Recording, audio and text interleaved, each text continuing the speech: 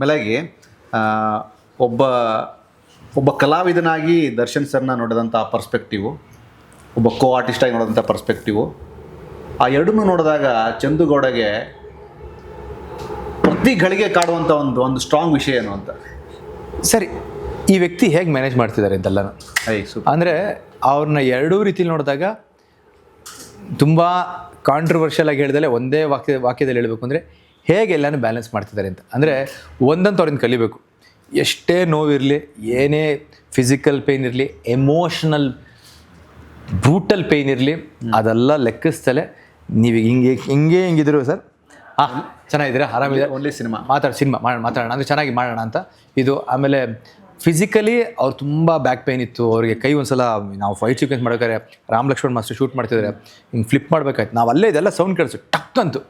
ಓ ಆಯಿತು ಮುಗೀತು ಕತೆ ಇವತ್ತು ಅಂತ ಅಂದ್ಕೊಂಡು ನೋಡಿದ್ರೆ ಆ್ಯಕ್ಚುಲಿ ಒಂದು ಅರ್ಧ ಗಂಟೆ ಬಿಟ್ಕೊಂಡು ಮತ್ತೆ ಶಾರ್ಟಿಗೆ ಬರ್ತಾರೆ. ಇಷ್ಟಪ್ಪ ಊದ್ಕೊಂಡಿದೆ, ಅವ್ರು ಸ್ವಲ್ಪ ದಿನ ಹಾಕೊಂಡಿರ್ತಾರೆ ನೋಡಿ, ಕ್ಯಾಸ್ಟ್ ಹಾಕೊಂಡಿದ್ದಾರೆ, ಫುಲ್ ಇಷ್ಟಪ್ಪ ಸ್ವೆಲ್ಲಿಂಗ್ ಕಾಣ್ತಿದೆ. ಸ್ಪ್ರೇ ಹೊಡ್ಕೊತಾರೆ, ಹಸಿ ಮತ್ತೆ ಮಾಡ್ತಾರೆ. ನಾನು ಸರ್ ರೆಸ್ಟ್ ತಗೋತಲ್ಲ, ಇಲ್ಲ ಮನೆ ಎಲ್ಲ ಮಾಡ್ಕೊಂಡಿದ್ದಾರೆ, ಸುಮ್ಮನೆ ಇದಾಗುತ್ತೆ, ಪ್ರಾಬ್ಲಮ್ ಆಗುತ್ತೆ, ಬೇಡ ಮುಗಿಸ್ಬೋಣ, ಬಿಡಲಿಲ್ಲ ಮಾಡಿದ್ರು.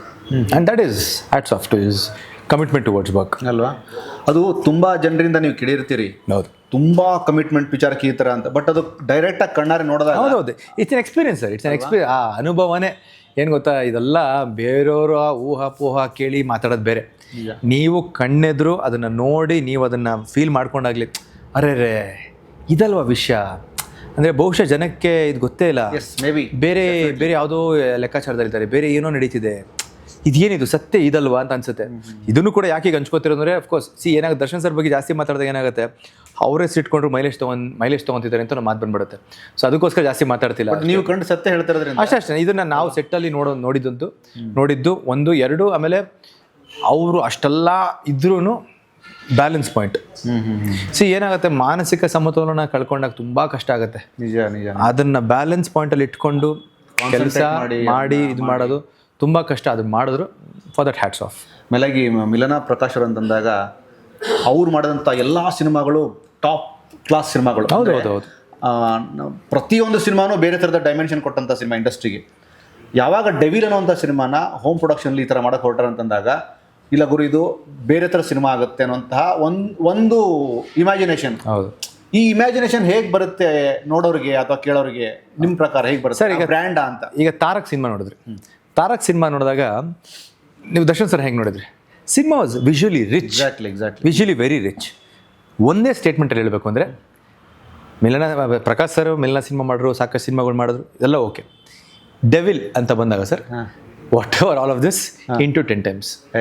ಅಂದರೆ he has just made sure 2025ಗೆ it will be the best cinema what I can give ಅಂತ ಕೊಟ್ಟಿದ್ದಾರೆ ಅವರು. And I think he has gone overboard in making sure ಒಂದು ಒಳ್ಳೆ ಸಿನಿಮಾ ಕೊಡಬೇಕು ಅನ್ನೋ ಲೆಕ್ಕದಲ್ಲಿ. ಅಂದರೆ ಇದೆಲ್ಲ ಇಂಟರ್ವ್ಯೂಗೋಸ್ಕರನೋ ಅಥವಾ ಜಸ್ಟ್ ಏನೋ ಒಂದು ಹೇಳಬೇಕು ಅಂತ ಹೇಳ್ತಿಲ್ಲ, ನಿಮಗೆ ಕಾಣಿಸ್ತಿದೆ. ಈಗ in fact trailer launch I think ಇನ್ನೊಂದು 4-5 days. I think very soonly it's gonna be launching trailer. ನಿಮಗೆ ಟ್ರೈಲರ್ನ ನೀಟಾಗಿ ಸೆಕೆಂಡ್ ಟು ಸೆಕೆಂಡ್ ಒಂದಲ್ಲದೆ 100 ಸಲ ನೋಡಿ ಯೂಟ್ಯೂಬ್ಗೆ ಹೋಗ್ಬಿಟ್ಟು ನಿಮ್ಮ ಟ್ರೈಲರ್ ನೋಡ್ರೆ ಹೇಳ್ತೀರಾ ಏನು ತೆಗೆದಿದ್ದಾರೆ ಸಿನಿಮಾನ ಅಂತ. ಅಂದರೆ ಅಷ್ಟು ಅದ್ಭುತವಾಗಿ ತೆಗೆದಿದ್ದಾರೆ ಸಿನಿಮಾನ. ಅಂದರೆ ಅವತ್ತು ಜಸ್ಟ್ ಒಂದು ಸಣ್ಣ ಗ್ಲಿಮ್ಸ್ ನೋಡೇ ಹೌದು ಜನ ಫ್ರೇಮ್ ಟು ಫ್ರೇಮ್ ಬಜೆಟ್ ಹಿಡಿದಂಥವ್ರು ಮೋಸ್ಟ್ಲಿ ಟ್ರೈಲರ್ ನೋಡಿದಟ್ಟು ಕೇಳ್ಬಿಡ್ತಾರೆ. ಆಮೇಲೆ ಇದು ಸೋ ಕಾಲ್ಡ್ ಈ ನಂಬರ್ಸ್ ಗೇಮ್ ಅಂತಾರಲ್ಲ, ಇಷ್ಟು ಹಾಕಿದ್ವಿ ಅಷ್ಟು ಖರ್ಚು ಮಾಡೋಂತ ಇದರಲ್ಲಿ ಕಾಣುತ್ತೆ ಸರ್ ಆ್ಯಕ್ಚುಲಿ ನಿಮಗೆ. ಅಂದರೆ ಏನೋ ತುಂಬ ಇದರಿಂದ ರಾಕೆಟ್ ಸೈನ್ಸ್ ಇಲ್ಲ, ಅಥವಾ ಇದರಿಂದ ಏನೋ ಕಾಣದ ಕೈಗಳು ಇದಿಲ್ಲ, ಅಥವಾ ಏನೋ ಗೊತ್ತಿಲ್ಲದರೋ ಲೆಕ್ಕಾಚಾರ ಮಾಡಿದ್ರೆ ಎಂಥದ್ದು ಇಲ್ಲ ಸರ್. ಅಲ್ಲೇ ಕಾಣುತ್ತೆ. ಇಲ್ಲೇನು ಈಗ ಮೊದಲಿನ ಥರ ಏನು ಸುಳ್ಳು ಹೇಳೋಕ್ಕಾಗಲ್ಲ, ನಿಮ್ಗೆ ಅಲ್ಲೇ ಕಣ್ಮುಂದೆ ಸ್ಕ್ರೀನ್ ಮುಂದೆ ಕಾಣ್ತಾ ಇರುತ್ತೆ. ಥಿಯೇಟ್ರಿಗೆ ಹೋದಾಗ ದೊಡ್ಡ ಪರದಲ್ಲೇ ಚೆನ್ನಾಗಿ ಡೀಟೇಲಾಗಿ ಕಾಣುತ್ತೆ ಇಲ್ಲ ಹಾಕಿದ್ದಾರೆ ಅಂತ. ಐ ಥಿಂಕ್ ಆ ಲೆಕ್ಕದಲ್ಲಿ ಮೋಸ್ಟ್ಲಿ ಪ್ರಕಾಶ್ ಸರ್ ಅನ್ಸುತ್ತೆ. ಆ್ಯಂಡ್ ಈ ವಿಷಯದಲ್ಲಿ ನಾನು ಪ್ರಕಾಶ್ ಸರ್ ಒಂದು ವಿಷಯಕ್ಕೆ ಒಪ್ಕೊಬೇಕು, ಅವ್ರು ಸೀರಿಯಲ್ ಶೂಟ್ ಮಾಡ್ಬೇಕಾದ್ರು ಅಷ್ಟೇ. ನಾವು 3 ವರ್ಷ ಲಕ್ಷ್ಮೀ ಬಾರಮ್ಮ ಶೂಟ್ ಮಾಡಿದಾಗ, that was the longest running serial, 2000 ಸಂಚಿಕೆ ಮಾಡಿದಂಥ ಸೀರಿಯಲ್ ಅದು. ಆವಾಗಲೂ ಸೀರಿಯಲ್ ಲೆಕ್ಕದಲ್ಲೇ ಅವರು ಯಾರು ಖರ್ಚು ಮಾಡ್ತಿರಲಿಲ್ಲ, ಹಂಗೆ ಖರ್ಚು ಮಾಡೋರು ಅಲ್ವಾ. ಅಂದರೆ ಏನು ಕೇರೆ ಮಾಡ್ತಿರಲಿಲ್ಲ. ಇದು ಬೇಕಾಗಿ ಪ್ರಾಪರ್ಟಿ ಇದು ಹಾಕು, ಇದನ್ನು ಯೂಸ್ ಮಾಡಿ, ಇದನ್ನು ಯೂಸ್ ಮಾಡಿ, ನೋ ಅಂಡರ್ಮೈನಿಂಗ್, ನೋ ಕಾಂಪ್ರಮೈಸಿಂಗ್. ಟೆಲಿವಿಷನ್ ವೀಕ್ಷಕರು ಕೂಡ ಇಲ್ಲ ಕೊಡೋರು ಅವರು. ಅದಕ್ಕೆ ಅವ್ರು ಮಾಡೋ ಎಲ್ಲ ಪ್ರಾಜೆಕ್ಟ್ ಅದಕ್ಕೆ ಸಹ ಚೆನ್ನಾಗಿ ಓಡ್ತಿರೋದು. ಭಾಗ್ಯಲಕ್ಷ್ಮಿ ಆಗ್ಬೋದು, ಲಕ್ಷ್ಮೀ ಬಾರಮ್ಮ ಆಗ್ಬೋದು, ಎಲ್ಲ ಪ್ರಾಜೆಕ್ಟ್ಸ್ ಯು ನೇಮ್ ಇಟ್ ಎಲ್ಲ ಚೆನ್ನಾಗಿ ಹೋಗ್ತಿದೆ. ಇವಾಗ ಅವರು ಆಸೆನೂ ತೊಗೊಂಡಿದ್ದಾರೆ, ಆಸೆ ಓವರ್ಟೇಕ್ ಮಾಡಿದ್ದಾರೆ ಈಗ, ಅದು ಕೂಡ ನೋಡಿ. And he is somebody who is not gone compromise. ನನಗೆ ಅದು ಒಂದೇ ಅರ್ಥ ಆಗ್ತಿಲ್ಲ, ಹೇಗೆ ಮಾಡ್ತಿದ್ದಾರೆ ಪ್ರಕಾಶ್ ಸರ್ ಇಷ್ಟೊಂದಲ್ಲ ಅಂತ. ಬಟ್ ನಿಜವಾಗ್ಲೂ ಗ್ರೇಟ್. ಓಕೆ, ಡಿಸೆಂಬರ್ 11ಕ್ಕೆ ಬರ್ತಿದ್ದೀರಿ. ಆ್ಯಸ್ ಅ ಫ್ಯಾನ್ ಆಗಿ ಫಸ್ಟ್ ರಿಯಾಕ್ಷನ್ ಬೇಕು. ಹೇಗಿರುತ್ತೆ ವೈಬ್ರೇಷನ್? ಆಮೇಲೆ ಗುರು ಈ ಥಿಯೇಟ್ರಲ್ಲಿ ಈ ಥರದ್ದು ಆಗುತ್ತೆ ಗುರು ಕ್ರೌಡು, ಇದು first dimension. As a fan ಆಗಿ ಹೇಗಿರುತ್ತೆ ನಿಮ್ಮ ಫೀಲಿಂಗ್? ನನಗೆ ನಾನು ಆ್ಯಕ್ಚುಲಿ ಇಲ್ಲ ಆ ಸಿನಿಮಾ ನೋಡೋದು ನಾನು ಫ್ಯಾನ್ ಆಗೇನೆ. ಆರ್ಟಿಸ್ಟ್ ಆಗುತ್ತೆ ನಾನು ನೋಡಲ್ಲ ಸಿನಿಮಾ, ನಾನು ಫ್ಯಾನ್ ಆಗೇ ನೋಡೋದು.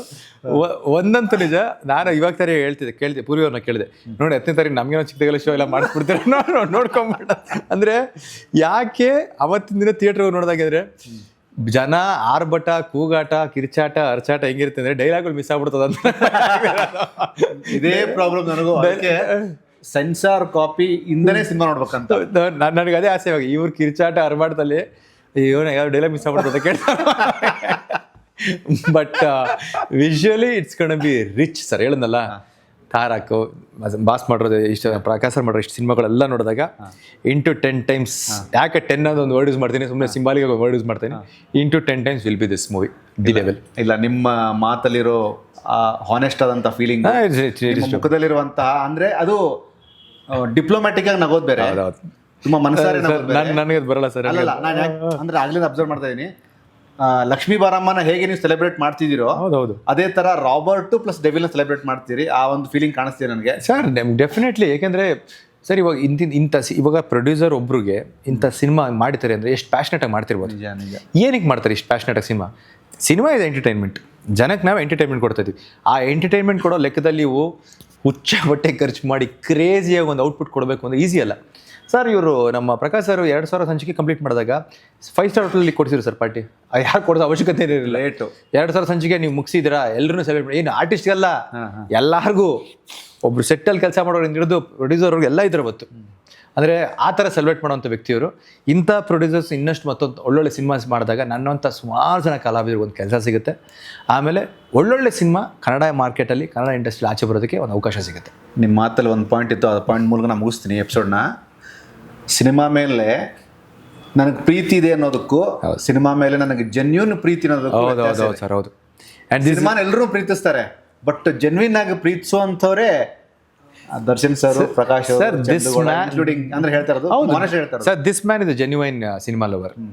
ಪ್ರಕಾಶ್ ಸರ್ ಮತ್ತೆ ದರ್ಶನ್ ಸರ್ ಇಬ್ರು ಅವರು ಗೊತ್ತಾಗ್ತಿರ್ತೇವೆ ಅವ್ರು ಮಾಡ್ರ. ನಾನು ಹೇಳ್ತಿಲ್ವಾ, ಇದೆಲ್ಲ ಈ ಇಂಟರ್ವ್ಯೂನ ಯಾರ್ಯಾರು ನೋಡ್ತಾರೆ ಇವಾಗ, ಸಿನಿಮಾ ರಿಲೀಸ್ ಆದಮೇಲೆ ಬಹುಶಃ ಆಮೇಲೆ ಕನೆಕ್ಟ್ ಮಾಡ್ಕೊತಾರೆ ಈ ಮಾತಲ್ಲ. ಇದೆಲ್ಲ ನೋಡಿದಾಗ ಬಹುಶಃ 60% 70% ಕನೆಕ್ಟ್ ಆಗುತ್ತೆ ಅಷ್ಟೇ. ಓಹೋ ಇರ್ಬೋದೇನೋ, ಓಹೋ ಇವ್ರ ಮಾತು ನಂಬೋದೇನೋ, ಬಹುದೇನೋ ಅನ್ನೋದೇ ಒಂದು ಇದು ಡೌಟಲ್ಲಿ ಹೋಗ್ತಿರ್ತದೋ, ಅನುಮಾನ ಪಡ್ತಿರ್ತಾರೆ.